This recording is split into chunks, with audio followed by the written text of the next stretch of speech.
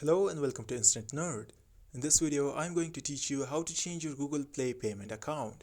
There is a common misconception that you can directly switch accounts within the Play Store app.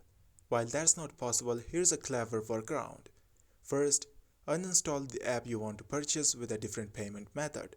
Let's say you want to buy something in Brawl Stars using a different account.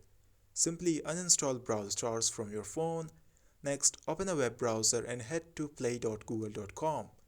Don't click on any suspicious links. Typing the address ensures you land on the official website. Here, log in with the Google account that has the desired payment method.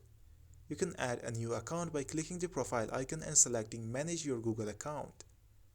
Now search for the app you uninstalled and click Install. Choose the correct device if prompted. It might be the one you're currently using.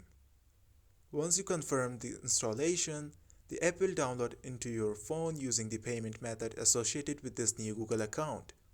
That's how you can switch payment methods for Google Play purchases.